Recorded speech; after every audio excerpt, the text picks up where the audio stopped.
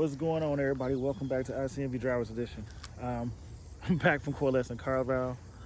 I tried to shoot this video earlier. Not even gonna say I tried. I actually did shoot this video earlier, but I didn't like how the quality came out, so I decided to readdress it. Like I said, health is wealth, so I'm out with my morning daily exercise, or walking, should I say. But let's get into this video. As you saw in the title, is GM really holding back information and lying to us about the Z06 performance? Let's talk about it.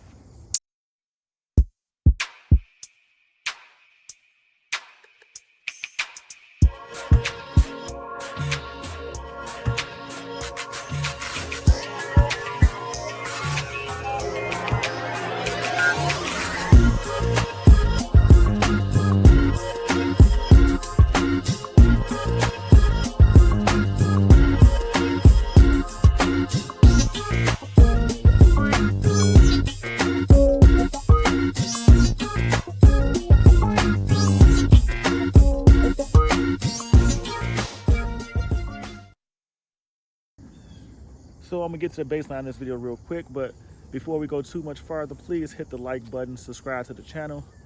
If you guys bring up topics to me and I run across interesting people like this conversation took place, I usually shoot a video about it and I talk about it. So ultimately what ended up happening was I was at Corvettes in Carlisle. I was admiring the C8 Z06, and what ended up happening was I kind of overheard two guys talking about the Z06 while looking at the Z06 and saying that they believe GM is lying to us about the information or the performance value of the Z06. They didn't appreciate the price value of the Z06, and ultimately that the Z06 is not the car that GM says it's going to be. It's the YouTubers that's promoting the car or hyping up the vehicle and making it bigger than what it actually is. GM hasn't given any information to actually validate that the C8 Z06 is the monster, the beast, or the ultimate track car that we believe it is. So I don't usually jump in people's conversations, and I didn't jump into their conversation with the intent to be disrespectful. I just sat there and said, that's an interesting topic. Why do you, don't mind me asking, what are your thoughts and basis behind that? And then they were saying, hey, I think at this point, Tad had released the top speed of 195 miles an hour. It only goes 1 mile faster than the C8. We haven't gotten track times yet, and they've ran at the track several times. We haven't gotten this, we haven't got that. They are not being upfront about anything. The pricing is the only thing that's going up, and YouTubers are hyping it. We haven't heard any or seen any actual information about this C8 Z06 that makes it what everybody is trying to say it is, or at least what us YouTubers are saying it is. But I took this as differently. And the reason why I took it differently is because, one, they kind of switched over to the fact and not so much attacking me, but saying that I was part of the problem. That's a compliment, because I don't feel like my channel is big enough to really influence anybody's true belief on purchasing or not buying a Z8 Z06, but I just answer the questions as most honestly as possible as I can with my information and history of being in the car sales market. I don't feel like because they allow YouTubers or influencers to access the cars and then sit there and say they can't talk about it, that's another issue, because that's one thing they brought up. They said, oh, they let Emilia drive the car, but then they hit her with you can't talk about the actual ride and so forth. And I'll just be honest with you. I feel like the reason why they're doing that is because, one, it's a press car. Two, the biggest problem GM has right now is actually that they can't produce the vehicles. So what I mean by that is, at this point in time in the shooting of the second video, it has already been announced that GM has postponed orders of the C8 Z06 until January of 2023. Or let me rephrase that. They postponed orders until 2023. We don't actually know if that's going to happen in January. We're just hoping it happens in January.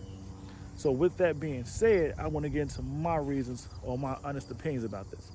So my opinion is, one, we're just gonna track the January issue. When they first released the car, and I've said this before in several videos in the past, I don't feel like they should release the car knowing it's gonna have restraints. You're better off pushing the car back and giving people what they want. So when they went to, as I told people before, my contact told me that they stopped doing engine appearance packages so they can stockpile parts. Well, the issue with that is they stockpile parts, but coming out, you only allow certain cars to get certain packages. And to me, that's wrong. And I say it's wrong because you're asking people to commit a lot of money, higher than they actually anticipate on paying. But if I want to get a car, let me build it the way I want to get it. The worst thing you can do to me is tell me I can have something or I can get something, and then I want to get it, and then you tell me I can't get it, even if I'm willing to pay for it. To me, that's wrong. But me being at Carlisle, and I even said this in a video, but I was trying to hold off because I was going to do another video about the C8 Z06, which I've actually been working on. I'm going to release it soon. But what I sat there and said in that video is every car that was there on display for the public did not have the engine appearance package. You did not get to see the carbon fiber engine appearance package installed on any of the C8 Z06s they had for display at Carlisle. So to me, that's an instant red flag that the supply chain constraints is hitting harder than we've even thought. Because now it's an option. You got the cover sitting in the glass, but you actually can't see it on the car to even say, hey, I think I like this. And also on the back end of that, I haven't attended any Z06 tour at a dealership. I intended to go to one, I missed it by a couple of days, flight got rescheduled, and it just screwed me all over. But even then, when I saw the aftermath pictures, a lot of these tour cars did not have the Z06 engine appearance package. And I feel like that was a big red flag starting out, and it hasn't changed. So now, when you're showing us your best foot forward, the biggest car show, and I say that to you again, the biggest Corvette car show of the year, and you don't have your fully packaged out, top of the line, every option you can get vehicle on display, that's a red flag because one of those cars should have had that package. Now, moving on to the YouTubers, because like I said before, like I've said, I don't feel like telling people not to talk about the car and the information not being released. To me, that goes hand in hand with the first thing.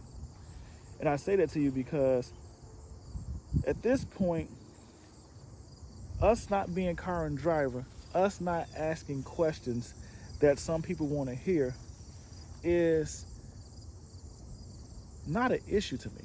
Because one, car and driver has their place, so on, Motor Trend and so forth. So all these different car magazines who do thorough, who have an actual team to do test data and stuff like that, they have their place in this whole Z06 process, and they're going to get their shot or an opportunity to have a car. But right now, I feel like when GM can't put out everything they want to put out, like I told you before, this is chess, not checkers. And I say that to you because if I'm trying to maintain public interest in my vehicle, if I'm trying to keep people spending top dollar for my vehicle, you give it out what you have to give out. And I say that to you again, you give out what you have to give out. And what I mean by that is there's a portion of the community that's going to buy Z06s regardless. There's a portion of the community that's going to buy Z06 because it's hard to get, it's rare, and it's becoming a status symbol, and they want that status. Many people do not really care what the track times are. I can tell you right now, for the C7 Z06, I never cared what the track times at Nürburgring was and so forth. Don't even know what they are to this day. But all I do know is I like the fact that the car put out 650 horsepower, and when I got in it and drove it or rode in it, it is a beautiful car, and the performance was way higher than the base C7. So you're gonna have tons of people that are just like that, that they don't really care what any of that information is. All they want is the car. You have that market. You have people that's going to commit to buying it regardless of what it does. So, and not to mention, you have a crazy demand for the car already. So my question comes down to you is, if not having that information matters so much, why'd you get on the list? Or once that information comes out, are you going to take your money back if you don't like what it is? See, that's the whole key to it. At this point, I feel like most people that's complaining about this information are people that are so far back on lists that they're looking for reasons to talk you, who are higher up on the list, out of staying on the list. That way they can get their hands on the car. Everything, to me, everybody has an agenda. And that's what this is about. I'm going to tell you right now, GM's agenda and their whole purpose is to maintain your interest in the car until they can start putting it out where people can get it on a regular basis. And what I mean by a regular basis, and people are going to hate me for this, is somewhere between 6,000 to 10,000 cars a year. Once they can produce 6,000 to 10,000 cars a year, all the information that you're hearing about or you want to hear about is going to start to fall like dominoes. Now, somebody mentioned to me that the track times wasn't released. And then this week, somebody else said, did you hear that Tad said that Corvettes in Carlisle, it was the wrap? Well, as crazy as that may sound, that may actually be true. Now, I don't want to get into the whole drag and so forth because I don't know, I wasn't there, what physically happened to make him say that drag coefficient from the wrap is what did it. But what I can sit there and say to you is this, is if you go back and do your research and your homework, right? BMW 7 Series 2003, 2004 had the ability to park itself. They never said anything about it. The first people to ever come out and say, hey, the car that can park itself was Lexus. And they came out and said it 3-4 years later. Now, the thing about that is, why did BMW not say that their car could park itself before Lexus, although their vehicle had the technology beforehand? And the reason why is because the sensors or the programming they used, right? It had a hard time identifying white cars. When it picked up or you pulled up next to a white car, the same thing with the self-driving technology, a white car would throw it off. They hadn't figured out exactly how to air out the bugs for the car not reading a white vehicle. It would run straight into the back of a white car. It would not register a white car when you put up on the side one to calculate how big the parking spot was. So that was an issue. So when you sit there and say, hey, the track times may not have been what they was because of the wrap, I'm wondering if there was a similar situation, whereas the radar detector wasn't picking up, or the sensors or whatever they used to track the times wasn't picking up the car until a certain portion of the car hit the sensor. And what I mean by that is, when you look at a race, maybe the front part of the front and the nose of the car is what they draw the line on to track the time. But maybe because of the wrap that was on the car, it wasn't picking that up, and it only picked up, say, when the wheel crossed the line or some other aspect of the car, maybe the windshield. So when you're looking at track times for those that are people that are very heavy track focused, those few tenths of a second make a difference or mean a lot to track enthusiast people. So maybe there is something along that lines that took place. Like I said, I was not there. I don't have the full information. All I'm sitting there saying is I get and I can understand how it could possibly, and the key word is possibly, be a problem, but I don't know what happened, what took place, Never had a conversation with tag. No engineer actually told me that the track times was skewed because of the wrap and so forth. So I have nothing to truthfully 100% go on to say this is why the track times did not work out. Last but not least, 195 miles per hour. It's not what people were hoping, especially since the C7 ZR1 can get over 200 miles an hour. I think it's actually like 211. I'm guessing many people wanted somewhere close to that number for the top speed of the C8 Z06. The information was released that the top speed was given with the fully checked out Z07 aerodynamic package installed. Why is that key? Well, I'm gonna sit there and say this to you.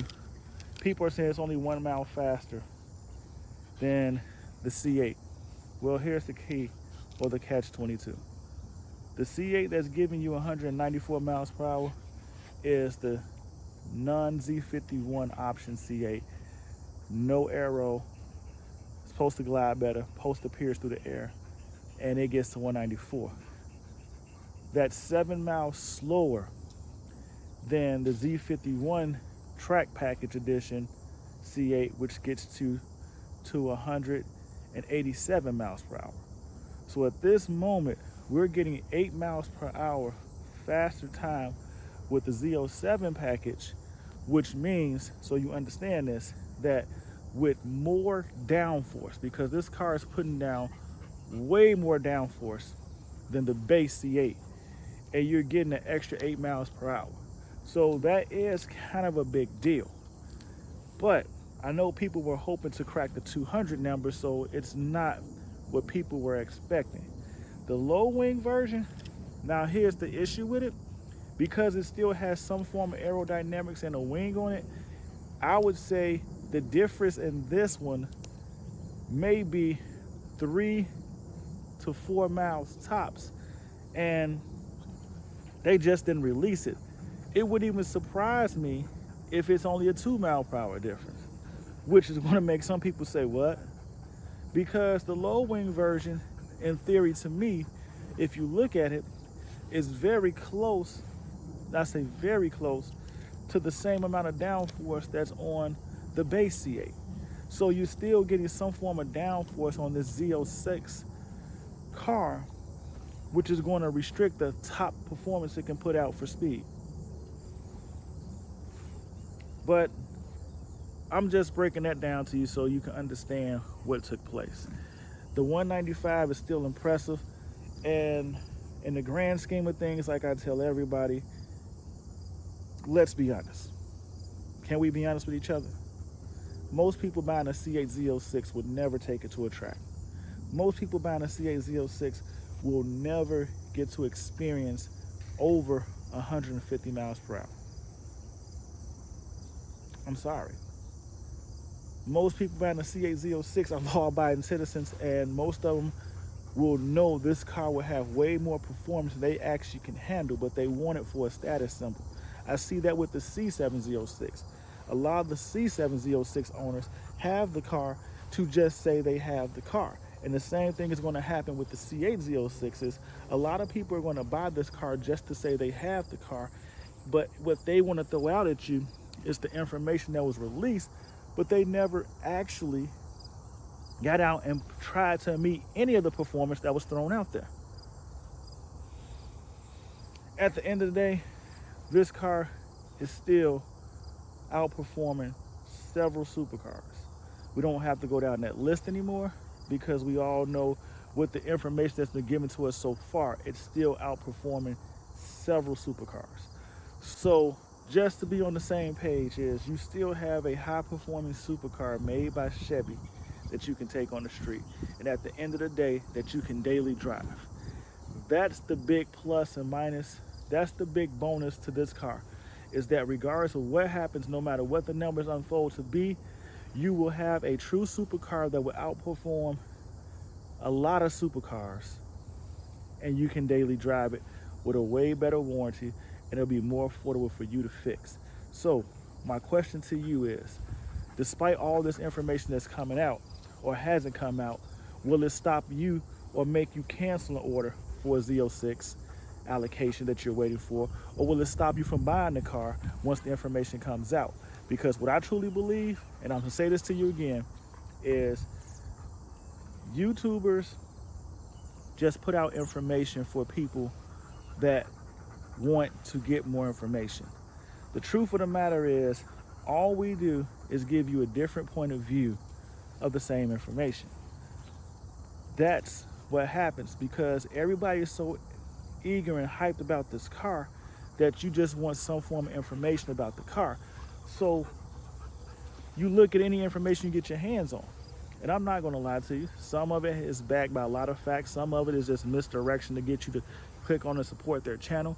But what I'm sitting here saying to you, and I'm gonna be honest with you, is at the end of the day, you just want a car and you wanna know or reassurance that you're making a good purchase and if it's worth the wait. Because let's ask ourselves, and let's be honest, tell me in the comments below, what is your plan B if you don't get a C8 Z06, or if not getting a C8 Z06 is even an option? Tell me if you're on a list at a dealership and you're waiting for an allocation to order a C8 Z06, and then let me know what will make you not buy the C8 Z06. That's the question I want to know. Tell me if you're on somebody's list to get a C8 Z06, if you plan on getting a C8 Z06, and then tell me what would stop you from getting a C8 Z06. Let's have that. I want to talk about that in the next video. So give me some ideas. Let me know in the comments what are the different reasons you would not buy a C8 Z06, and let's talk about that going forward. So again, ICNV Driver's Edition, please hit the like button, subscribe to the channel. We're going to have some great conversations coming up, and this next one's going to be a doozy based off of your guys' response. But until the next video, stay safe, stay blessed. I'll see you in these streets. Peace.